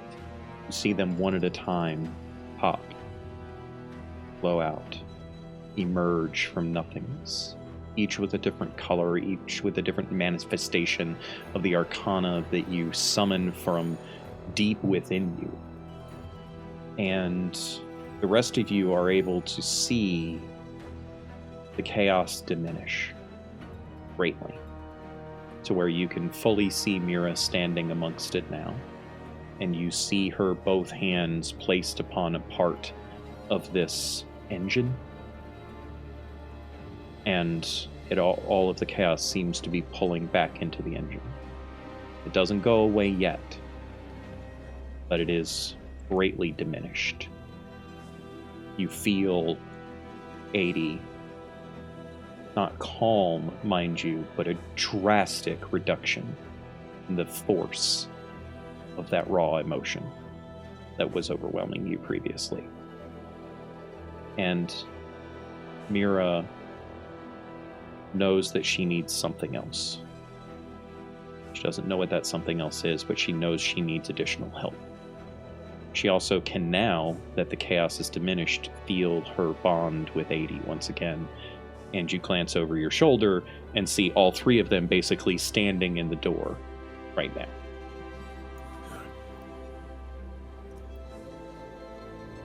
Yeah, jaws agape. Nobody just...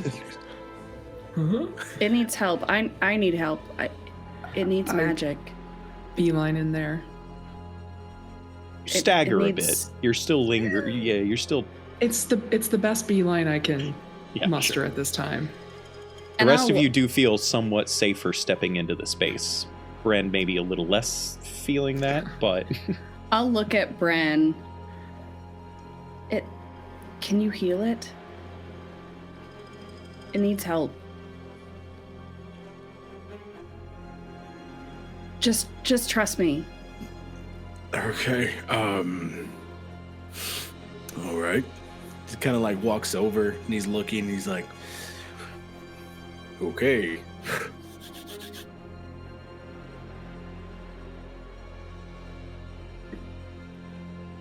I'm going to use my psychometric gift in this moment to see if I can glean anything better than it needs healing. Okay. I was going to tell you to give me a spellcaster ability check, but now I need you to give me a wisdom saving throw.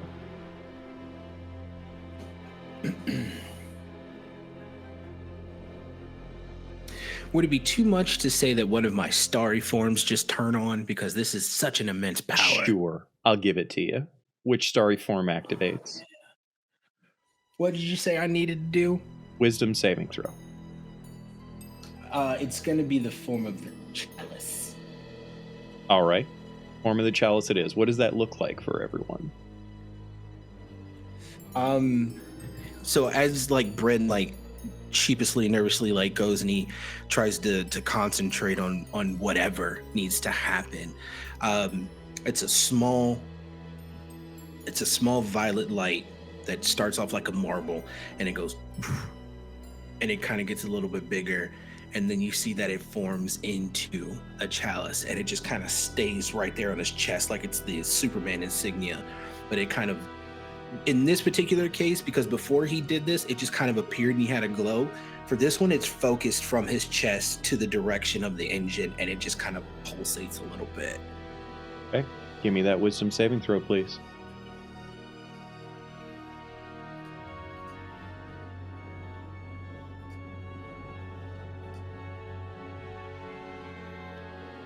So anything with the chalice, right? That goes to a 10. And so technically it's a 14 altogether. Are you going to use And I'm either cool of with your that. 2 advantages that you have?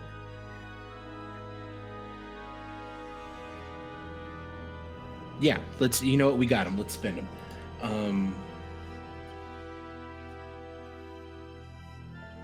That's even better. That's a 16. Okay. With the 16, you manage to prevent yourself from blacking out. As you are instantaneously overwhelmed by the sheer, unbridled, raw, primordial power that exists within this magical engine. And you know that it is primordial, thanks to your psychometric gift. And you know that you have just touched one of the rawest, purest forms of energy in the universe. You also know that it is alive. Because primordial power, while not necessarily having consciousness, is living. Got it. Okay. Cool. That changed my question. Then I'm You all in that see, moment. everyone else sees Bren summoning forth this starry chalice in front of him, similar to what you've seen in the past, but now more potent than before. And reaches up and places his hand on one of the nearby cables, and reaches out and places his other hand on one of the nearby panels, and you see his eyes turn pure white. And you see tears falling down his eyes that glisten with white light. Violet, what would you like to do, as Bren is unable to do anything for a few moments here? I don't know. Be overwhelmed. That's a perfectly viable thing. Yeah, I think it's been a lot in the last like 5 to 10 minutes. I think Violet would just be there stunned, Okay. not knowing how to help. Okay. What would 80 like to do? 80 would take Mira's hand and squeeze and just sort of, I don't know, send all of the good magical vibes I can possibly muster. I have no idea how to do any of this, but I am just trying to just help. I think Mira would have an opportunity to guide 80 if she has any idea to give to 80, as Bren seems to have done something with the ship that he's processing. I'm a battery. 80.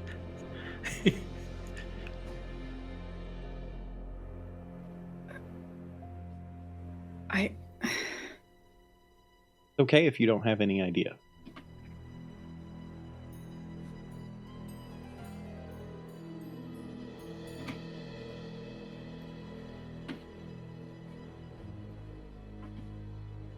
I don't know. 80, give me an insight check, please.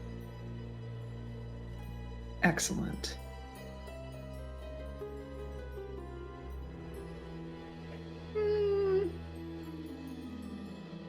I'm not satisfied with that. I'll use an advantage.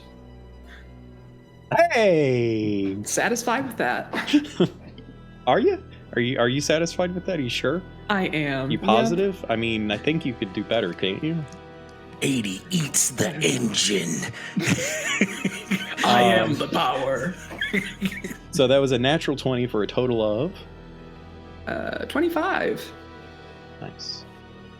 With the 25, I will say that 80 definitively feels everything within the Arcanic engine at this moment. It is as if it doesn't know how to process what it's feeling. It's as if Girl, you and me both. it's lost.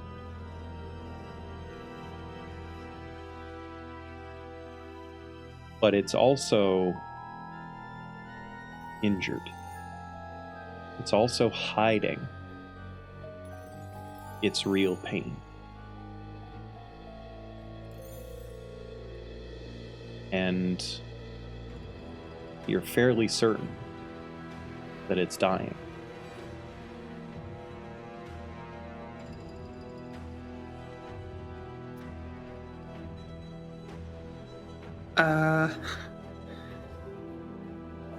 I'll relay that to Mira, I guess.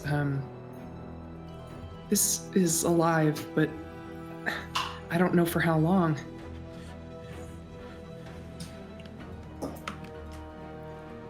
At that moment that Bren regains enough coherence to hear what Adi just said, as well as his own understanding of the primordial essence of the power within the machine now.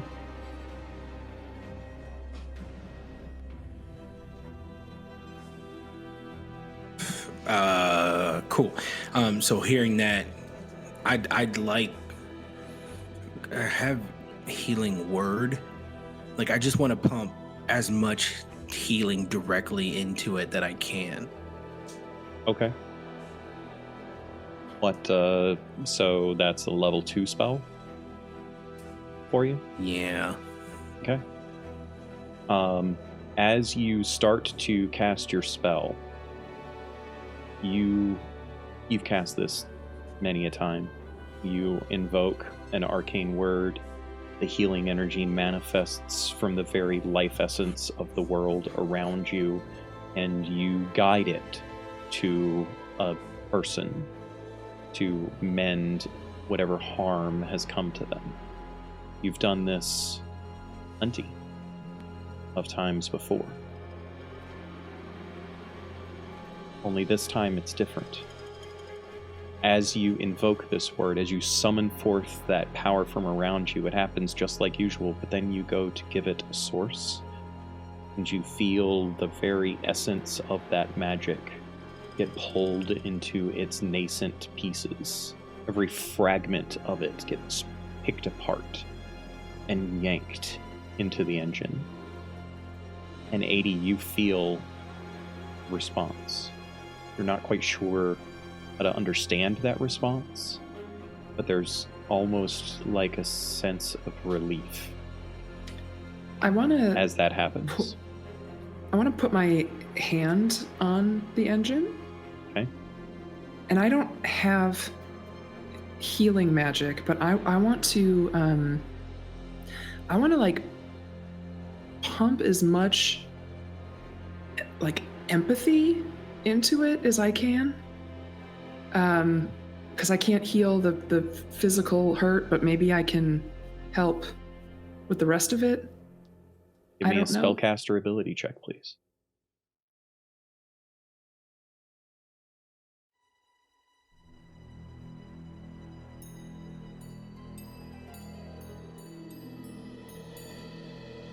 That's an 18. Okay. You feel one of your second level spell slots drained as the placing your hand very close to Mira's hand upon the machine, you start willing forth whatever positive emotions that you possibly can have. Almost like you're reversing your emotional sense and channeling it into the engine. And you feel an additional sense of relief coming from it. think Vi would maybe model that or mirror it. Reach out and touch too. See if that would help. All right. Give me a charisma saving throw, please, Violet.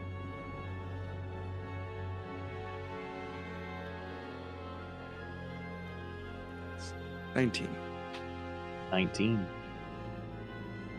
Pretty good. Violet reaches out the machine, not too far off from where Mira and 80. It's all around. This entire room is basically the engine, right? There's plenty of places for you to make contact. And as Violet does this, just before her fingertips come into physical contact, she hears a familiar voice, now becoming familiar, I should say, ring in her ears, that simply says, balance. And the rest of you see Violet seemingly almost unconsciously, with her free hand, summon forth an arcane symbol and utter an arcane phrase. And you see her form shifting, illusory-like, to someone that you've not seen before. And then that illusory form, something that I think Mira easily recognizes as a crafted magical illusion, dissipates in the same way that Bren's magic, his healing magic, was torn apart into its nascent pieces. This one happens as well and gets absorbed into the machine, and 80 feels another sense of relief. Does 80 say anything now? Yeah. Okay. I think we're helping, but it needs more.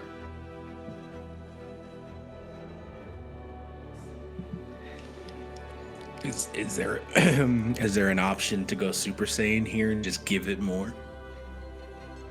And keep summoning forth magic until you have no more magic to summon. I'm gonna go for it. I'm like gonna Fuck yeah. I'm gonna turn the knob all the way to 11. Like, Okay. You all see Bren almost like prayer, in a way, invoking the power of the natural world that he is able to tap into. And you think you hear him say, "Please give me everything you can," or something like that. 80, do you do anything in addition?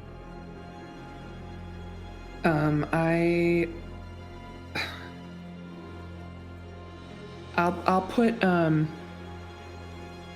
like put my other hand over Mira's, and I'll continue to send good vibes.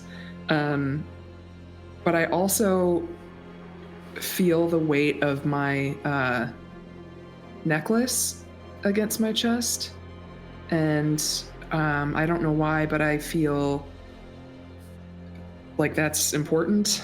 And I'll just keep pumping empathy into it. All right. Vi?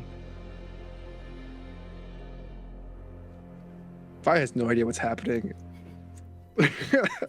Andrew has no idea what's happening. Andrew will just keep touching it. Vi will just keep touching it, I guess. Okay. You feel this magic within you still. You feel like you could summon more. Yeah, I do it. And Mira? Mira is like, she doesn't have any good spells left, so she's just gonna like grab her diamond and trust that Orlumis knows what to do, and will just start casting Eldritch Blast over and over again, and just like hope that the pure arcane light from Orlumis will be healing instead of damaging for this engine. Okay. So as the four of you within this room, holding on to the engine as best you possibly can, summoning forth every ounce of magical power that each of you possess within you, every ounce of magical power that the Imperium shuns. The camera pans back and sees Tig standing in the doorway, watching with their blank facial expression. And that's where we're going to call it tonight, ladies and gentlemen. Tig's gonna kill us. He's like, finally, I've been waiting this entire time for these idiots to come down here. Now the I mean, defense- ostensibly Tig you're is the at big your bad. weakest right now, right? So, yes, thank you so much, ladies and gentlemen, for joining us tonight. That is where we're going to pick up next week as we find out what transpires now that the illustrious companions from Orlustran have located the crux of the problem with the airship and are doing whatever they possibly can to fix it. They might have uncovered the crux of some of their own problems as well. We shall see.